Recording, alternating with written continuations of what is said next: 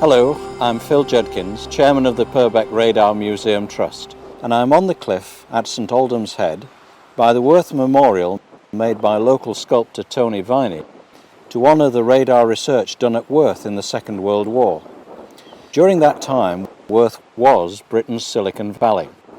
It was our first line of defence against bombers and against invasion, and it was also the place where there was developed the precision radar bombing aids and the aids which helped us guide the course of the D-Day invasion.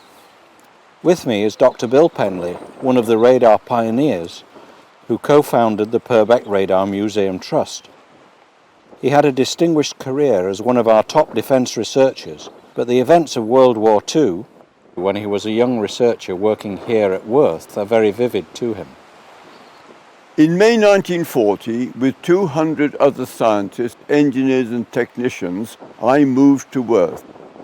Radar was so important that by 1942 there were 2,000 of us. Some of Britain's best brains, like Sir Bernard Lovell, now a world-famous radio astronomer, developed the radars we take for granted in ships and aircraft today. And it was done here. So Purbeck did radar research, but it did more. Purbeck had the highest concentration of operational radars in the United Kingdom. Early warning, low-level early warning, and ground control of interception run from Worth. Radio navigation for ships and for bombers from Brandy Bay at Tyneham. Blind bombing beams were controlled from Tillywim near Swanage, and there were radar spy stations at Acton and at Swanage, with radar training schools at Forres. We'll explain all of this, don't worry, it won't be technical. But before we do, Bill will tell us how radar in Britain came into existence. The British didn't actually invent radar. Look at the date on this patent, 1904. Christian Hulsmeyer had developed a short-range obstacle detector for ships and patented it here and in Germany.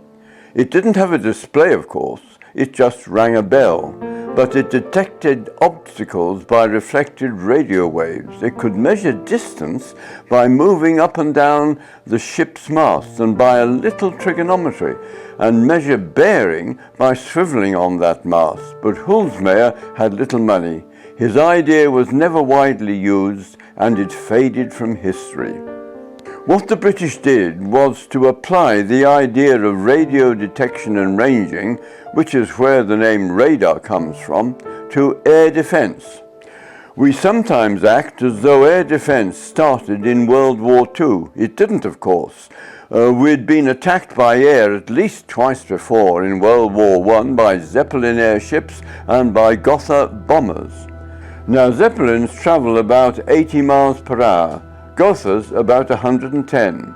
So sound locators, concrete bowls placed on the coast where soldiers with sensitive headphones listened out for engine noise, still worked well at these speeds.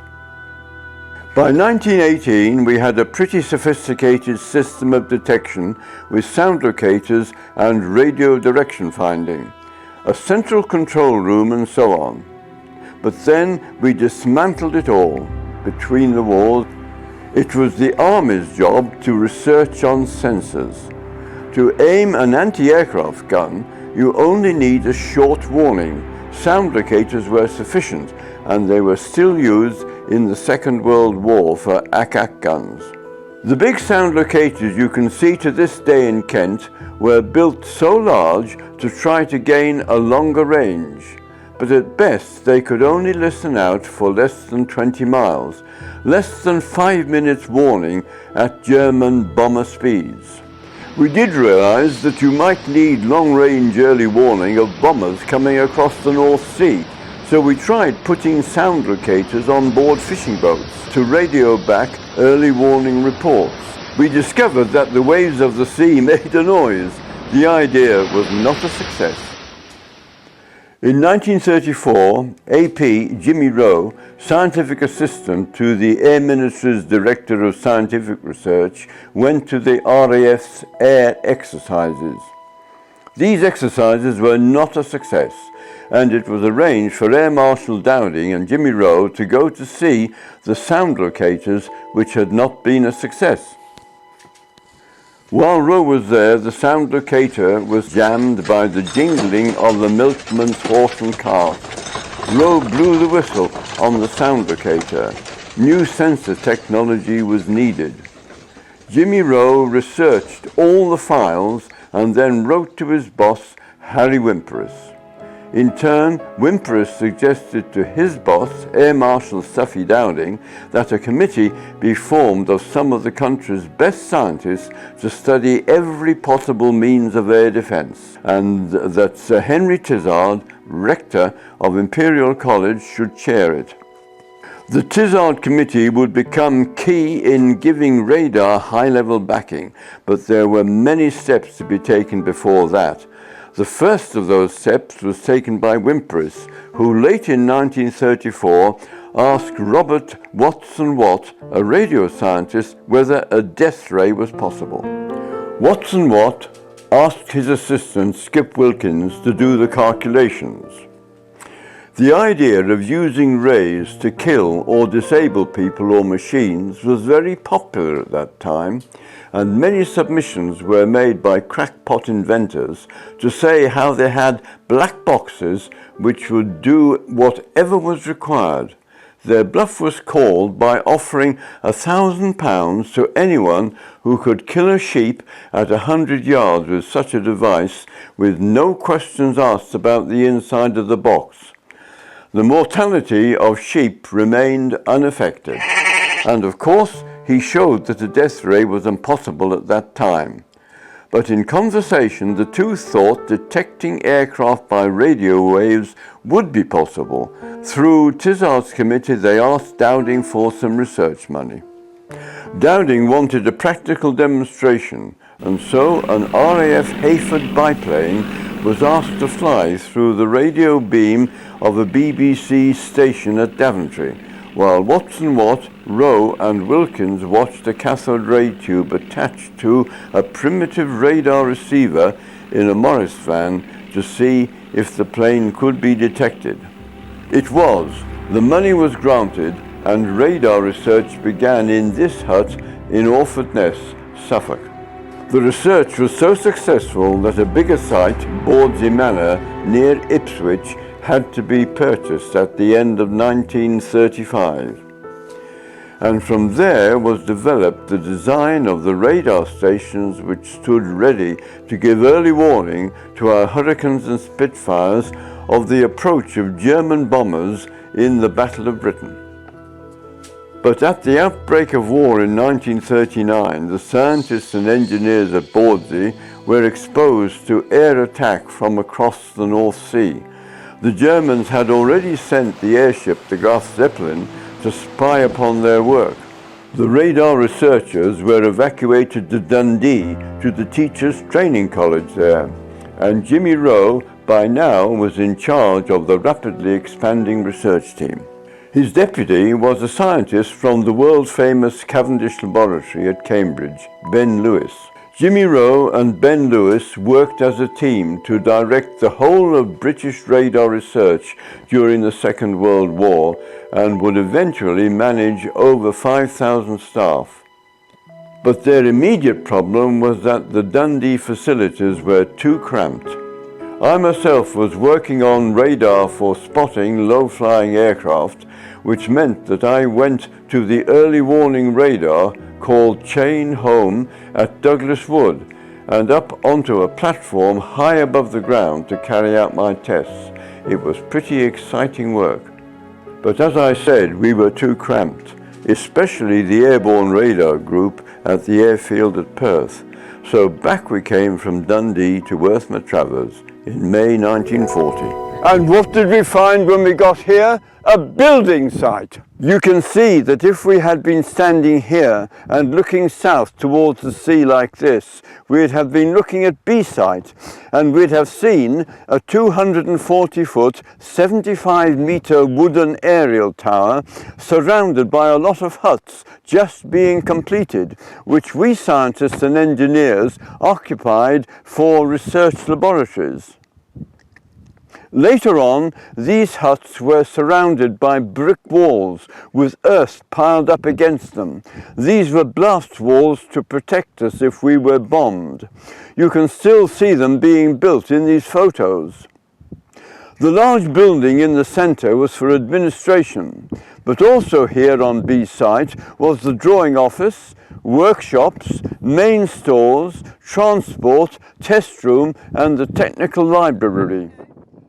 If I now turn my back on B site and look north, in 1940 I'd have been looking at E site 100 yards away across the field. This had the biggest aerial tower at Worth, a 360-foot steel giant used for testing aerials.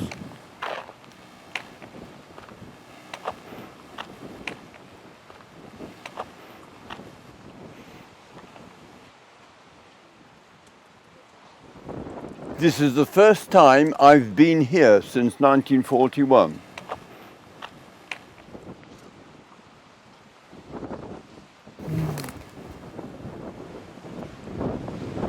I'm walking on the foundations of one of the wartime buildings that are still here on the David Donald Field Centre, and this was associated with the very high tower we had here when we moved down here from Scotland. 360 feet high, and some of the foundations of it are still in the field just near here. I came down here from Dundee in Scotland, where I had been working up one of these similar towers in the middle of winter with an inch of ice on the rungs of the ladder going up to the 200-foot platform where we were fixing aerial systems. And the foundation of the tower is still associated with this site, is over on the left here.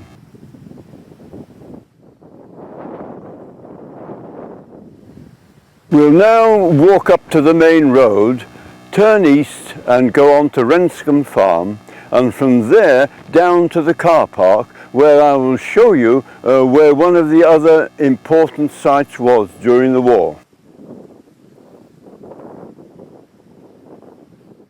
If we'd been here between 1940 and 1942, we'd have had our backs to B site with its 240-foot wooden tower for experimental purposes, and we'd be looking towards A site, the operational station, with two 240-foot wooden towers straight ahead of us. This was the Chain Home Early Warning Station, the first thing which had been built here. Soon after we arrived here in 1940, a CHL station with its aerials on low 20-foot gantries was erected in the field over there. It was supposed to look out for low-flying aircraft, but it didn't work very well, so pretty quickly we went south to the cliffs overlooking the channel and set another Chain Home low station there. That worked a lot better and showed us that cliffs were a good site for this type of radar. An operational station was set up below the cliff, and the station here on A site was used to study accurate tracking of aircraft, fighter direction and other developments.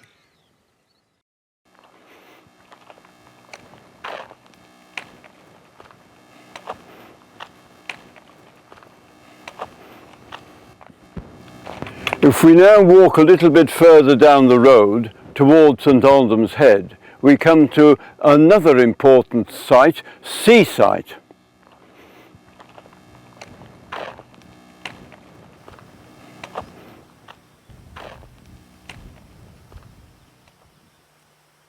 You can't see much here now, but in 1940, two very significant developments took place which would affect the whole future of radar.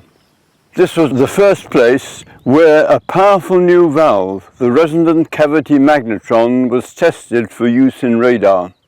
We'll talk a little about this later in the film, when I show you another of Purbeck's secret places, Leeson House at Langton Travers. This was also the place where the British demonstrated the first modern map-like displays that we all think of as radar nowadays.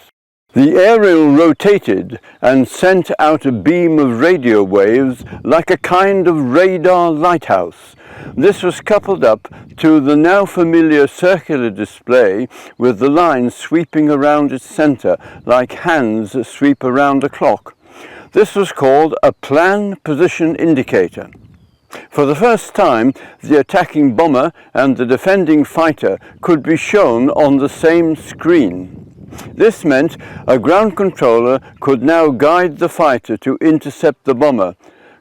Called ground control of interception, it made defense against the night air attack effective. And both these things were first demonstrated practically here. So here we are in 1940 in imagination, with our backs towards the biggest aerial that we had at Worth, the 360-foot steel tower. And we're looking towards the St Aldham's Head direction, due south.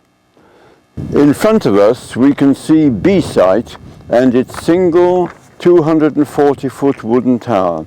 Its base surrounded by half-built huts and scientists and engineers setting in to their laboratories. As we look across the fields to our half right, we see Rentham Farm, where Mr. James the farmer lodges a couple of the luckier scientists and sells us all milk and eggs.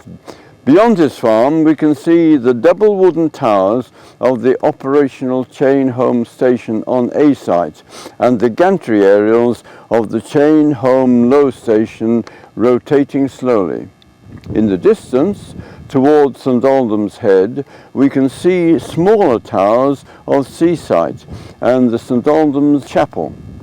We can't see the operational Chain Home low station there, as it is on a ledge down the cliff, but we know it's there, watching out for low-level raiders. Now in 1940, 200 researchers came here because we did not think France would fall and bombers could not reach Worth from Germany. But within days of our arriving here, the Germans invaded France, which fell within weeks. Far from being a place safe from air attacks, Worth and I were in the front line of attacks from France.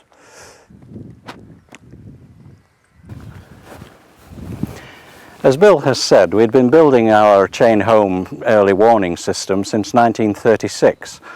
And by the time that Bill and his colleagues arrived here at Worth in 1940, the station here had become well established. Part of a chain of 20 stations built, as you can see, to be able to guard us against the potential of an air attack from Germany. And this is part of it, positioned as you now know from Bill at Worth's A site. Able to see over 100 miles, its operators could spot German formations building up over France and provide the warnings to our Hurricanes and Spitfires to get into the best positions to intercept them. Chain Home was far from perfect. It was tricky to operate and often inaccurate, but the female operators of the WAF were usually able to provide a good warning in plenty of time. Rentham Farm is in the photo you see in the foreground.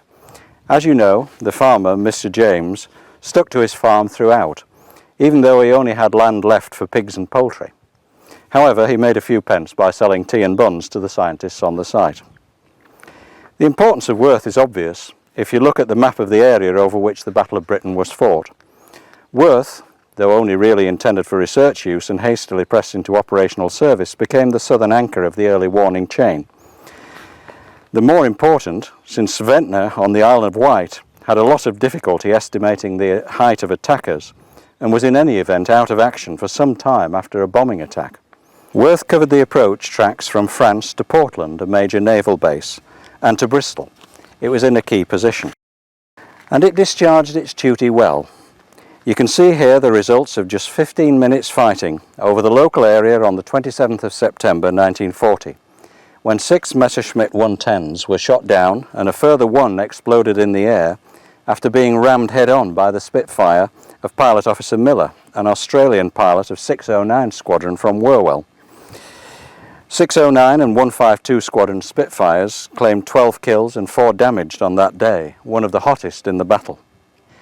In the midst of the battle, some strangely peaceful scenes can be seen.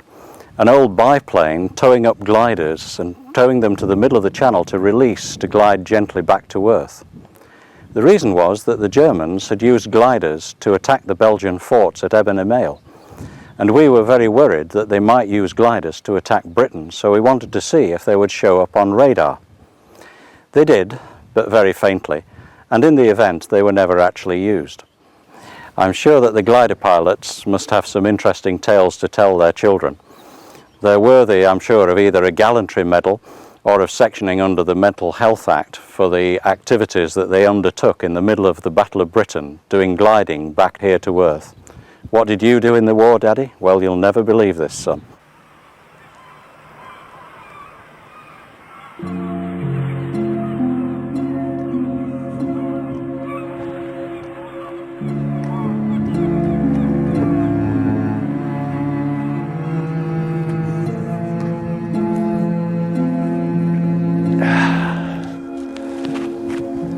The Germans tried to fly under the radar. Literally the first time this was done. Worth was ready for them with a radar called Chain Home Low on D site under the cliffs, where we are now.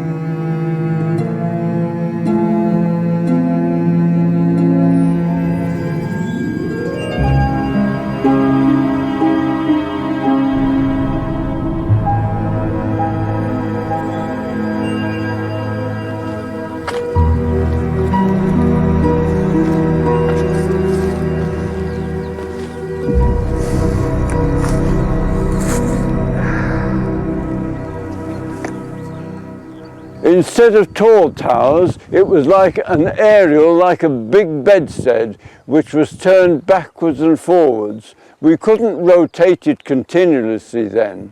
How then was the aerial turned? By the Armstrong method.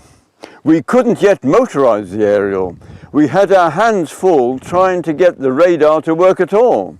So we just modified a push bike frame for hand operation, with the bike chain turning the aerial and an airman turning the pedal cranks by hand.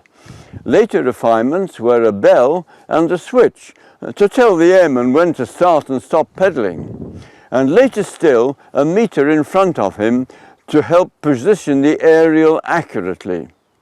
The aerial turning task was not much in demand. The airmen doing it were called binders, hence the later popular radio show of RAF life called Much Binding in the Marsh. In a true PC spirit, at least one site, Wherwell, the task was carried out and carried out well by the ladies of the WAF, who also operated the radar. And the key point was, it worked. Here is one shot down Heinkel in the sea, just offshore.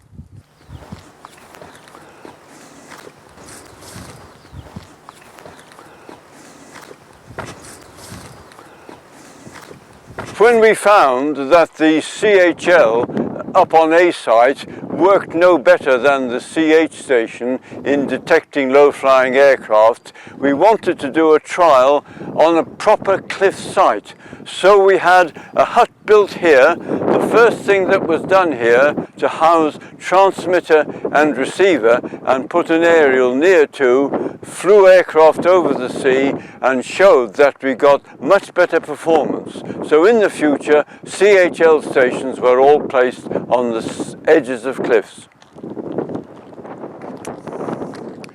These steps led to the restroom for the WAF operators and crew of the station. They were built in 1940, and this is where they went when they were off duty. Chain home was not accurate enough to bring the fighters close enough to see the bombers at night. We needed a new radar, ground control of interception, GCI, and this was developed at Worth. It was based on chain home low, binders and all, and slowly over the winter months we managed to build this up into a working system.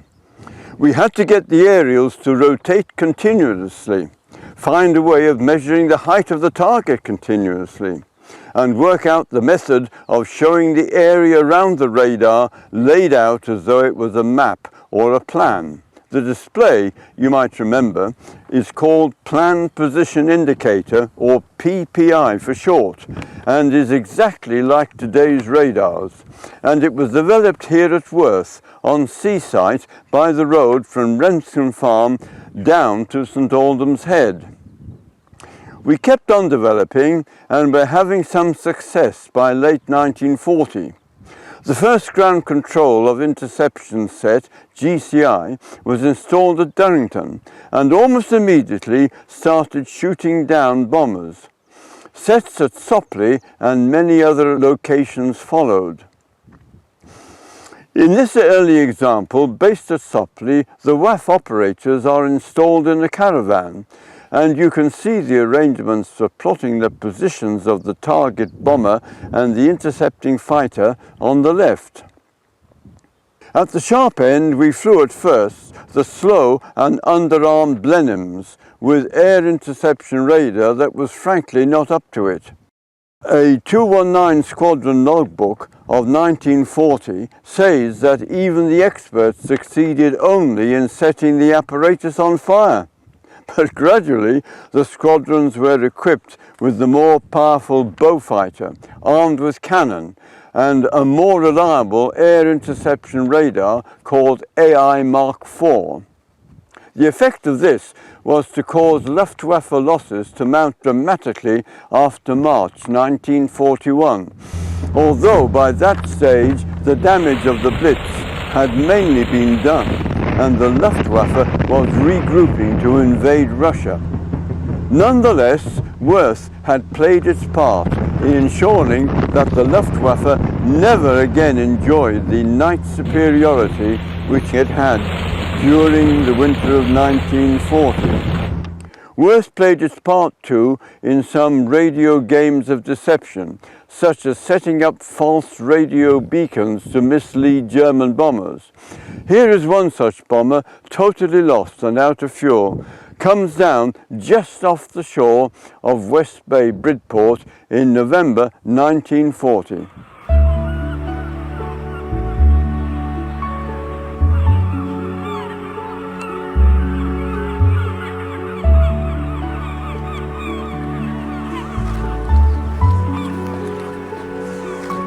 But Worth never lost the sense that its mission was to attack rather than to defend.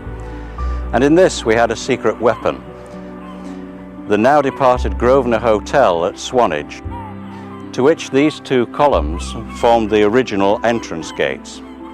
The hotel itself was positioned towards the channel. The reason is simple. It was a place where everybody came to solve problems. The head of Worth, Jimmy Rowe, held what he called Sunday Soviets to crack the technical problems of the war, and to them came ministers of the Crown, air marshals, admirals and their staffs, operational airmen, sailors and the scientists to discuss problems, with the only rule being that anyone could say anything to anybody else, just as long as it was relevant. As Churchill said, in war you don't have to be polite, you just have to be right. There was nothing remotely like this in Germany or Japan, indeed not much like it in the USA, but it solved many of our military problems. And the first of those problems was how to find your way in an aircraft at night. I'm standing by the ruins of RAF Brandy Bay, a station which helped British bombers navigate at night. The RAF originally began bombing Germany by day, but the losses were so high that the RAF was forced to move on to bombing by night. The problem was that finding your way at night in an aircraft required at that time the use of a sextant, which was used to be able to take shots on stars at night, just as though you were actually navigating in a yacht. And it was extremely difficult taking a shot on stars when the aircraft was bouncing around the sky, probably being shot at, and generally making it extremely difficult to be able to take an accurate star shot. The need was for some aircraft navigational aid to be able to tell people where their position was. In 1941, the Butt report identified that Bomber Command was in fact lucky to be able to get to within 75 square miles of the target, and very obviously some form of extra navigational aid was required. The scientists at Worth Matravers cast their minds back to ideas that they had before the war, in particular an idea by a scientist called R.J. Dippy, who conceived of a navigational aid called G. G required only two units in the aircraft, a receiver and a display unit, and its main advantage to the people in the aircraft was that it did not transmit, so it did not give away the position of the aircraft to the enemy. The high brick walls that you can see are to deflect blast in the event that Brandy Bay was bombed by the Germans. Inside those walls, Nissen huts held the equipment. That equipment consisted of receivers and display equipment to measure the timing of different electronic pulses extremely accurately. The concept for G was pretty simple, and it relied on having 3 or 4 powerful transmitters on the ground and a receiver with a display screen in the aircraft. I can describe it best by looking at the 4 stations of what was called the Southern G chain: Bulbarrow Hill, West Prawle, Truleigh and Brandy Bay. Now if Bulbarrow Hill, the master station, transmits a pulse of radio energy, it shows up on the aircraft's G screen like this. Now when Truleigh Hill receives Bulbarrow's pulse, Truleigh transmits a pulse too, and the cathode ray tube screen in the aircraft shows it like this on the same line. You can see you could measure the space between the 2 pulses on the screen, and that would represent the time difference between when the aircraft received the first pulse from Bulbarrow and the second pulse from Truleigh Hill. Now scientists know that if you measure the time difference between 2 pulses that come from different transmitters miles apart, you have to be somewhere along a line like this, called a hyperbola. Now knowing you're somewhere on that line is a help, but it doesn't tell you exactly where you are. So what happens is that after a fraction of a second's delay, Bulbarrow Hill transmits another pulse, and it shows up on a lower line on the aircraft screen like this. This time, when the 3rd transmitter, West Prawle, receives the pulse, West Prawle transmits a pulse of its own, and that shows up on the aircraft screen like this. Measure the distance between the pulses on this second line, and you must be somewhere along this new hyperbola. If you're somewhere along the red hyperbola, and also somewhere along the green hyperbola, then you're going to be at the place where the red and the green hyperbola cross. And there you are. That's G. G for grid, by the way, from the red and green grids printed on G maps for the aircrew to read off their position. A lot simpler and more accurate than a star shot, especially if it was stormy or you were being shot at. The big advantage of G was that you didn't need to transmit to find your position, because in war, transmitting gives your position away to the enemy.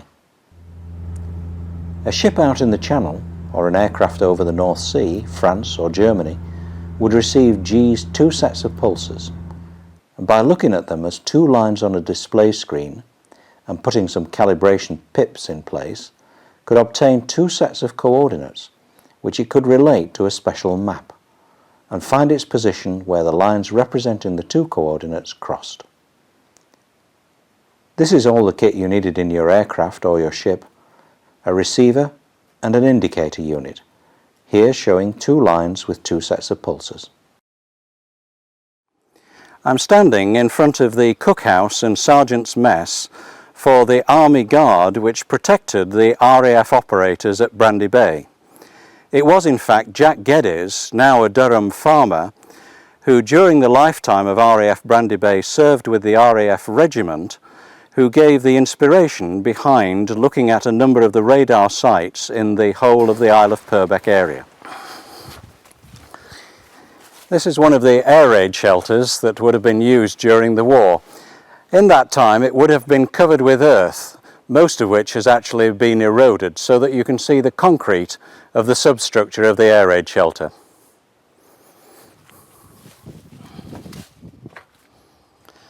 But what did Brandy Bay actually do? Brandy Bay didn't transmit anything. It was a monitoring station. It received the pulses from the other stations in the chain, Truleigh Hill, Bulbarrow Hill and West Prawle, and checked the timing of the pulses to see that they were transmitting accurately. If they drifted away from an accurate timing, then Brandy Bay would contact them and ensure that they were brought back into line. They could then adjust their timing, and the aircraft would receive the pulses in an accurately timed sequence, allowing it to fix its position precisely. You might read that Brandy Bay directed gunfire from Upton Fort at Osmington, which sank a couple of German E-boats on a raid into Weymouth Bay in 1944. But I'm afraid this isn't so. The records in the National Archives tell us that Upton Fort had been reduced to care and maintenance months before. Plus the Germans' own records say that when they made that raid, there was a violent storm and the two boats simply crashed into each other. G was very extensively used by both RAF and Royal Navy after its first operational use in August 1941, and demonstrated its power in the first 1,000 bomber raids of 1942. The crews liked it because of its simplicity. Sometimes it was called the goon box, as any goon could use it. What is true of Brandy Bay is much more important. It controlled the navigation signals which made D-Day, the Allied invasion of Normandy, possible, because every one of the 3,000 ships and aircraft had to be accurately positioned, and every one of them carried a G-box, as they call it, to make sure that they were. So it was that Brandy Bay invaded Europe, or at least ensured the Allies invaded Europe successfully.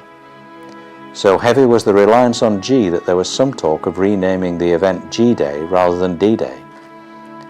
But there were many other radars developed here in Purbeck. And let's go back in time to 1940 to look at the next one, and a really important British development.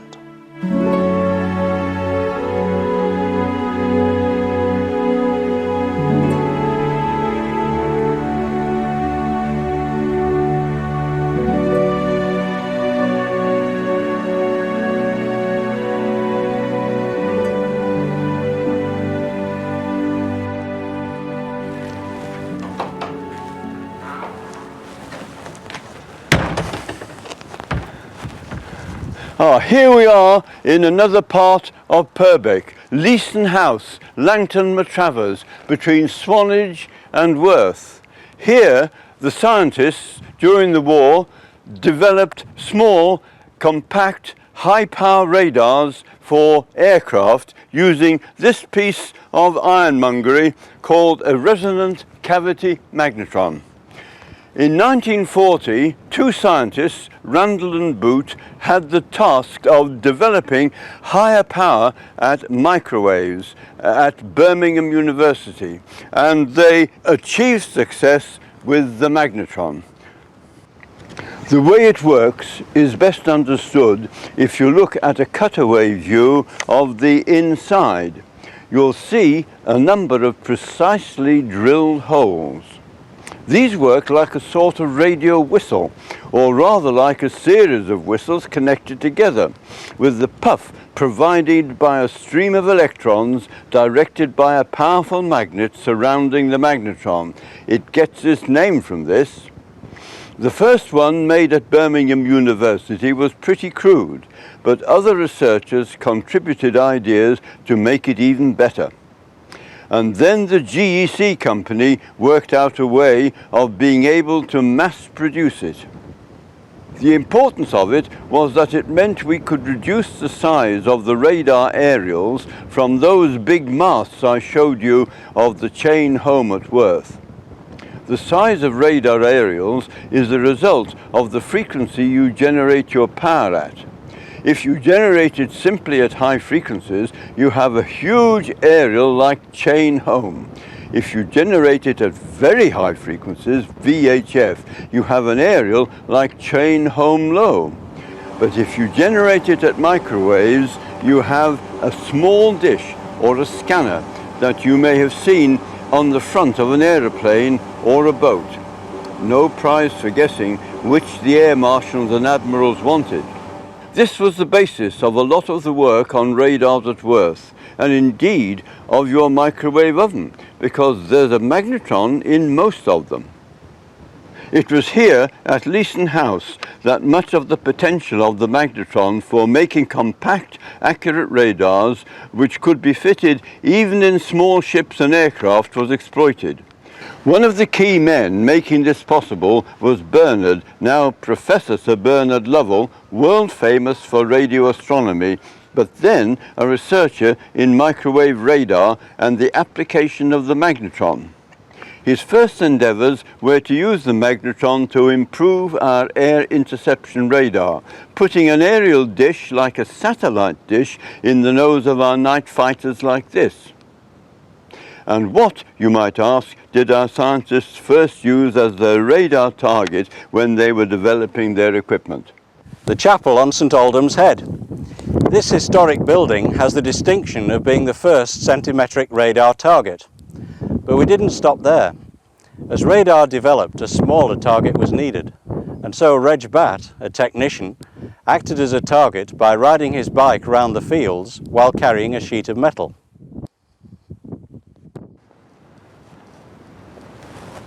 In November 1941, a colleague identified that by tilting the dish down, a shadowy picture of the ground could be obtained showing the buildings, and this was the start of the development of H2S, the bombing and navigational aid which made a major difference to our effectiveness during the war. Here you see a Lancaster with the typical H2S blister for the dish aerial underneath its rear belly. This is a picture of the scanner under the blister. And this shows you the box inside the plane which turned the scanner and which was where the magnetron sat, pumping out the power. And here's the H2S display unit at the navigator's position. What did the navigator see when he switched his H2S on? Well, if he was lucky and the set was working and the conditions were good, he might see something like this on his H2S display. This is the mouth of the Weser and a picture of the H2S display of the same thing. You see that the coastline shows up sharply and towns can be identified as smudges. This is a lot better than was expected, and when Jimmy Rowe saw it, he said, "This will win the war." In fact, it took quite some time to bring H2S into operational use. The first sets reached Bomber Command's 35 Squadron in December 1942, and only 150 planes were equipped a year later. The results could be pretty variable. You could imagine trying to navigate from a smudge to smudge when there wasn't a coastline visible. But it was light years better than anything else and was intensively used in 1944 and 5. The big advantage of H2S was that it was carried in the plane, and so its range was as long as the planes. No need to worry about ground stations in England. Its problem was that the Germans soon learned how to track the bombers from their H2S transmissions. The H2S targets, of course, were deadly serious. Here is one target, the Juvisy railway yards. It was important to bomb these to stop the German reinforcement reaching the beaches on D-Day and throwing our invading forces back into the sea. Here are the yards before the attack, and this is the same view after the attack. The next picture shows the German development of prefabricated U-boats, a practice made necessary by heavy Allied bombing of the shipyards where they were made. The prefabricated sections were made inland and carried along to the Dortmund-Ems Canal to the slipways. They were then welded together and launched as rapidly as possible. The greater accuracy of bombing, even in bad weather, which H2S made possible, meant that bombing attacks severed the Dortmund-Ems Canal and made the U-boat launches impossible. When you think of the submarines, part assembled, waiting in the yards, we can all feel thankful that they were never to be launched. Today, Leeson House is again educational, as manager Barry Cullimore explains. Leeson House nowadays is owned and run by Dorset County Council Outdoor Education Service, and it's been a field study centre for children to come and visit and learn about the environment for just over 40 years. We have children that come and stay here from schools from Dorset, Poole and Bournemouth, from London, from the Midlands and even from Europe and the Far East, and it's an incredibly popular location for field studies. The area is a classic locality for a lot of geography and biological field work, and in particular since 2001 the coastline very close to Leeson House has been designated as part of the Jurassic Coast World Heritage Site, which puts it on a rank with the Grand Canyon and the Great Pyramids in Egypt and the Taj Mahal of India as a place that is of importance to geological study and conservation. Thinking about radar and the war at sea, Winston Churchill said that the only thing which really frightened him during the war was the attack by the U-boats on the convoys which brought our food and raw materials over here. Bombing the U-boats to stop them being launched was one solution. Another was, of course, to attack them in the sea. But U-boats are very small targets, and to find them is a very difficult matter. If you can look down from an aircraft with a dish aerial and see on a radar screen what is below you, then that works as well at sea as on land. This was called Air-to-Surface Vessel Radar, or ASV for short, and the British had some earlier types of ASV which worked on VHF. The U-boats, though, were already wise to these and listened for them on special receivers. What the U-boats didn't expect was that the Allies had the magnetron and so could use microwaves, and for a while Allied aircraft equipped with centimetric radar could swoop down unexpectedly on the U-boat, as in this picture. The centimetric radar is the bump on the chin of the Liberator aircraft. The effect was even more terrifying at night, when the aircraft would approach almost silently and then suddenly switch on its lee light. One type of ASV radar was particularly cunning. When the Germans started to detect centimetric radar, the British adapted the radar to give a weaker signal as it approached its target rather than the strengthening signal that was normal. So the U-boat believed the aircraft was flying away, when it in fact was coming closer, until the light was switched on again and the attack commenced. Being able to design radars small enough to fit on almost any escort vessel was, of course, pure gold for the hard-pressed convoy escort groups of the North Atlantic. It had been difficult to get enough space on the mast to mount large aerials for shortwave radar, but with centimetric radar it was possible to design a complete structure which could be fitted to the destroyer, frigate or sloop while in dock at the end of a convoy. Here we can see the typical radar lighthouse after the sloop, a typical mounting position.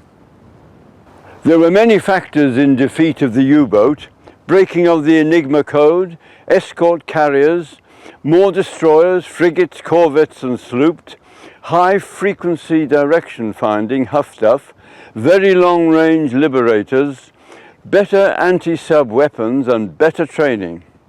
But radar on ships or aircraft was significant. Leeson House played its role in creating that.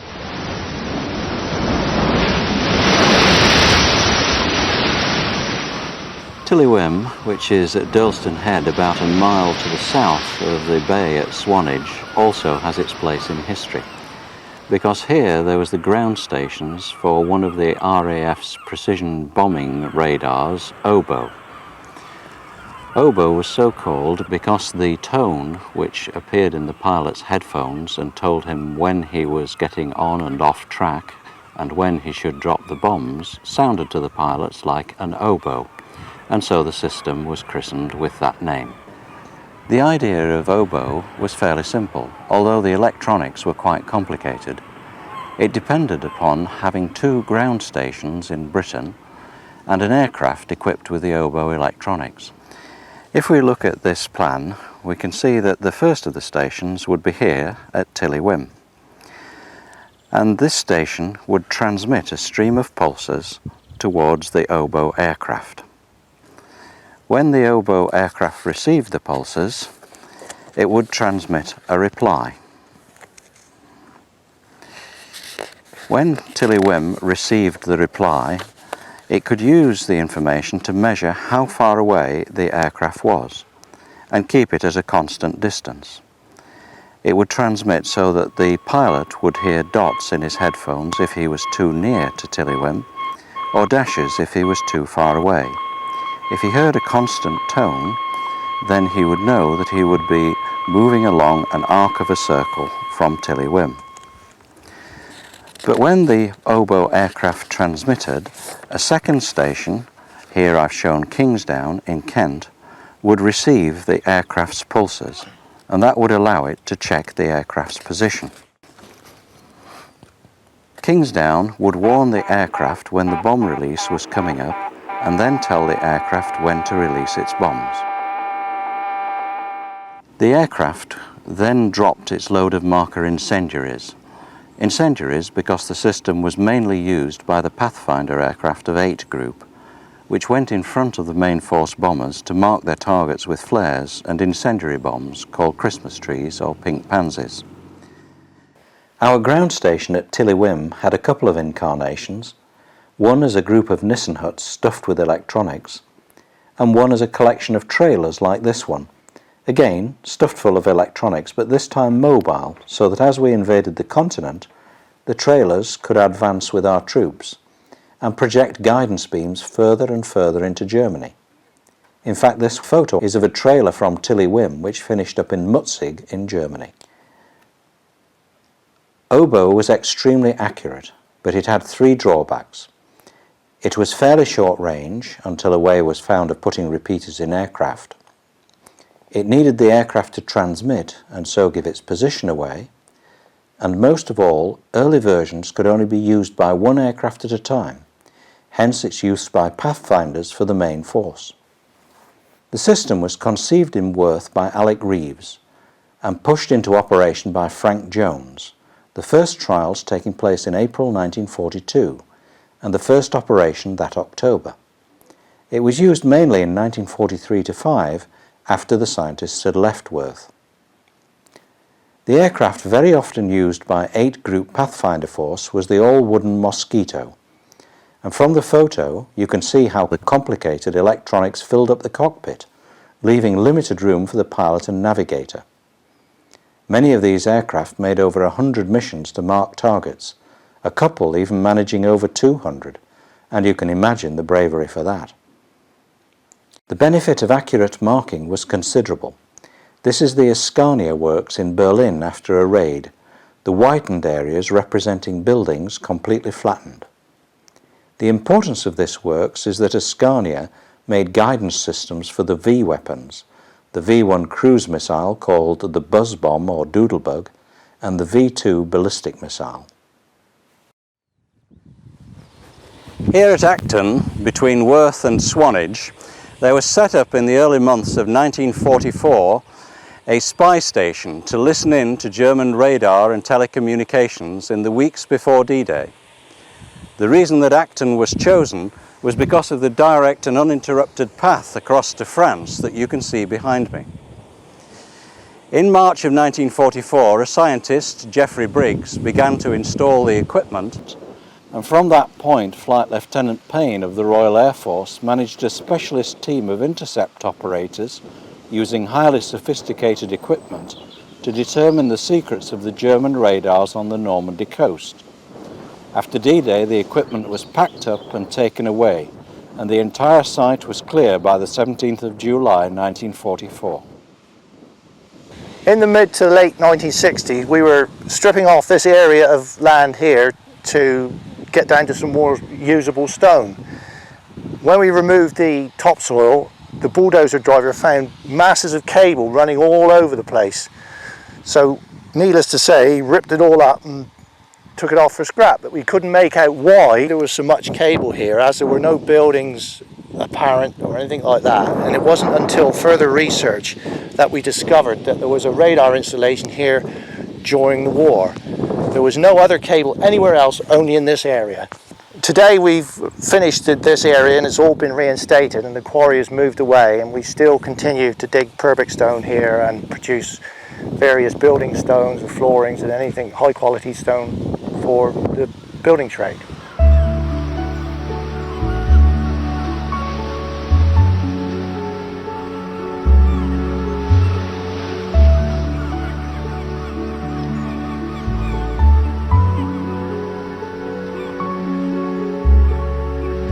Another of our listening stations was a couple of 100 yards from Craigie Don, a villa just south of Swanage Bay. This originally had been a coast defence radar used to control Army guns at Peveril Point. The radar dish itself was just down in the thicket behind me. By 1944 there was relatively little need for coastal gunnery, and so the radar was modified with the addition of extra aerials and new receivers to spy upon German radar and German communications in the months before D-Day. But we're getting ahead of our story of Worth a little. Back in 1942, Worth had a hand in a daring commando raid to capture a German radar, Operation Biting. Radar signals had been detected from Bruneval on the French coast, and then a brave photographic reconnaissance pilot managed to obtain several photographs of this, which showed a strange bullfire-like object in front of the house. We spotted that we could get small boats very close to the cliffs nearby, and the idea was put forward of a commando raid to steal as much of the equipment as possible and bring it back to the UK. The plan was for a parachute drop of commandos, one of their number being an RAF Flight Sergeant Cox, a radar specialist who would identify the key parts of the equipment, sketch as much of it as possible and dismantle it for the commandos to carry down a cliff path to fast motorboats which would be waiting at the bottom of the cliff. The raid went reasonably well, but the Germans, once they had recovered from their surprise, put up a stiff resistance, and Cox found himself doing rapid dismantling of a radar with bullets flying past his ears. The last parts proved difficult to dismantle, so two commandos put a large boot on either side of the equipment rack and literally tore the equipment out of its mountings, following which they staggered down the cliff with it. The Navy arrived just in time, and Cox and the commandos climbed aboard with their valuable haul. Cox reported at once to a scientist who had come with the boat, Don Priest, shown here with a bit of the aerial of the German radar called Würzburg. His first request was that of any landsman embarked on a 40-knot motorboat speeding over a choppy sea. "Permission to be sick, sir." Priest, not knowing if they'd get back, refused permission until a rapid description of the radar was gained, after which Cox went back on deck and we can draw a veil over the proceedings. Safely home, the Würzburg yielded its secrets to the Worth scientists, not least of those secrets being the construction of the German sets was far in advance of our own in its detail and its precision. What the Germans had not done, but the British had, was to weld together all the parts of their air defence system into a single whole. It was, amazingly, in organisation rather than in raw technology that the British had triumphed in the Battle of Britain. As Churchill said, they had developed a technically efficient system in some respects ahead of our own, but we had woven all into our defence system, and in this we led the world.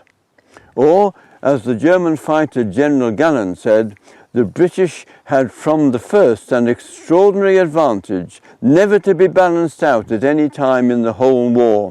Their radar and fighter control network. It was for us a very bitter surprise that Britain had a close-meshed radar system to the highest level of technique.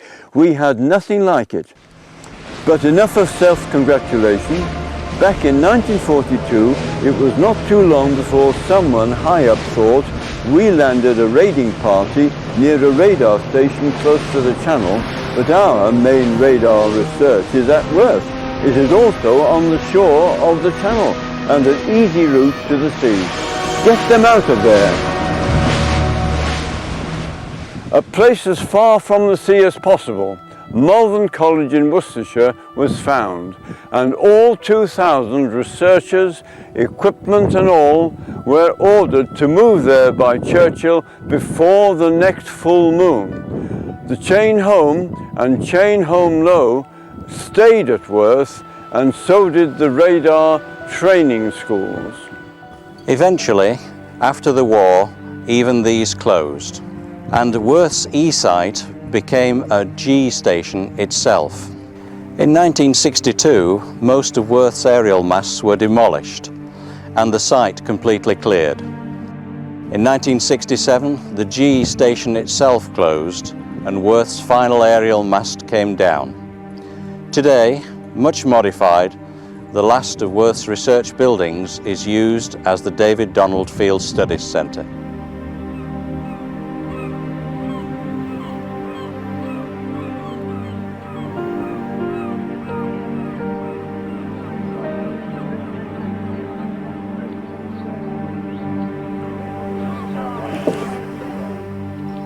Well, I was telling you about Westcott. Well, it took him quite a time to find that, as you can imagine. You can see in the photograph three of the scientists, Alan Hodgkin, Taffy Bowen and Robert Hanbury Brown, all of whom would become Fellows of the Royal Society in later years. So, to the research work that was done here at Worth that did so much to save Britain and to help us achieve victory in the Second World War, cheers. Cheers. Cheers.